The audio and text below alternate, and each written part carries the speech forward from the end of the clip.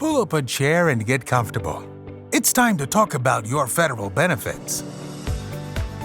Federal Employee Benefit Coordinators presents the FEBC podcast with Elizabeth Inman and Brian Fentress. Hello. Elizabeth here with Federal Employee Benefit Coordinators, and I'm telling you, I'm here today to talk to you about one of the most important topics that I've discussed with federal and postal employees in the 13 years since I started this second career after I retired from federal service. That's right, one of the most important topics I've ever discussed. Now, it's called Postal Reform, or it's called Postal Service Health Benefit Plans. And I know, I've got federal employees already to click the button and say, well, that's not for me. You better hold on. Because don't think for 1 second what they're doing with the Postal Service and their health benefit plan will not have an impact on you. So this is going to be an 8-part series. I'm going to cover a lot of information. And even if you are not a postal employee, even if you're not employed by the federal government or the Postal Service and you're an annuitant, that means you're drawing a pension, you better listen to all 8 parts of this series that I'm doing, because we haven't had sweeping reform like what just took place for us as federal employees, postal employees, and retirees in my lifetime. That's a fact. And we need to be educated. We need to understand what this postal reform law has done to all federal employees, all postal employees. Do not sit back and just think, oh, phew, I'm not a postal employee, it doesn't affect me. Yeah, there's already news articles coming out that is telling us that they are using this as my term, guinea pig, to see how it goes before they implement similar changes throughout the rest of the system. Check it out. The articles are out there on the web. You can read it for yourself. OPM is using this platform to move to the to the cloud system. Did y'all just go through a TSP transition last year with me? I mean, do I vaguely remember that less than a year ago, we went through a TSP transition with a new record keeper that ended up being a total disaster for the most part?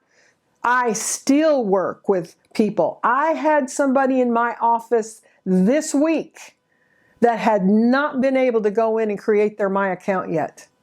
Now, was that the fault of TSP, or was it their lack of computer skills? The bottom line is their 401k type plan, 1/3 of their retirement was locked up and they didn't even have access to it because they didn't know how to do a My Account.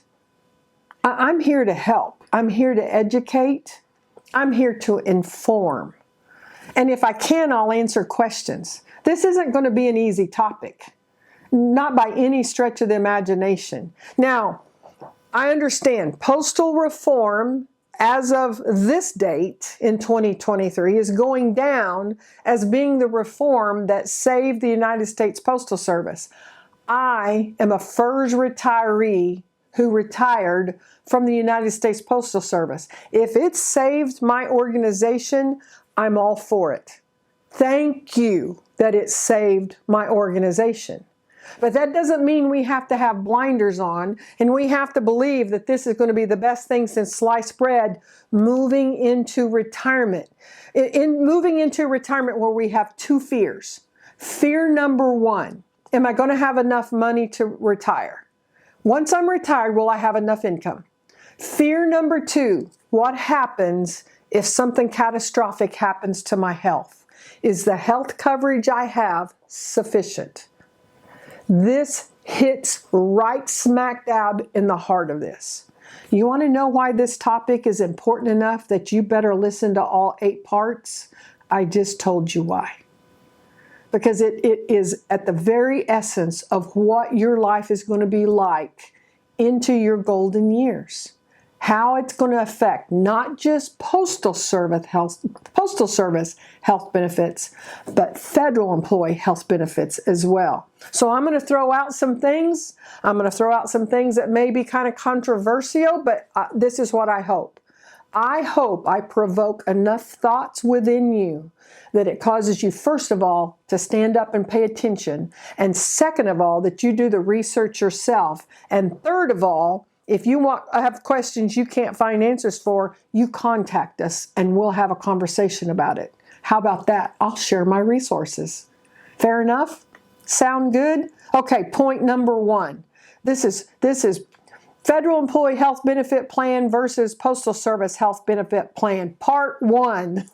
I'm Elizabeth Inman with Federal Employee Benefit Coordinators. You can find us on Facebook, LinkedIn, YouTube. You can also find our national podcast.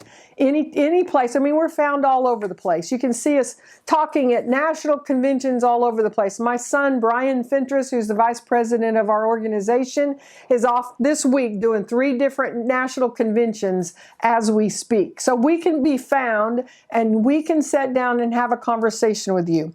Point number 1, you are required to select a health insurance plan in the Postal Service Health Benefit Program during the 2024 open season period, which will start November the 11th, 2024 and end December the 9th, 2024. I know, I hear you. We're in 2023.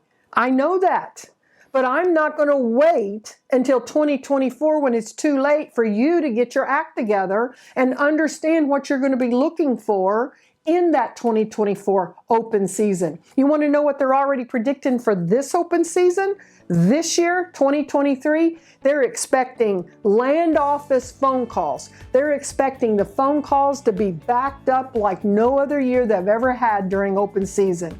Get ready, folks. There's going to be about 3 to 5 years of bumpy roads ahead when it comes to your health benefit plans, whether you're on the federal plan or the postal plan. It's going to make no difference. It's going to be a bumpy road, and I'm going to give you much more information so that you're going to be ready, prepared, and educated long before that 2024 open season. So stay tuned right here. We'll have links in the description, how you can find us, how you can reach us, and how you can review the past series part 1 through 8 when we get those all recorded for you. I can't wait to have a conversation with you.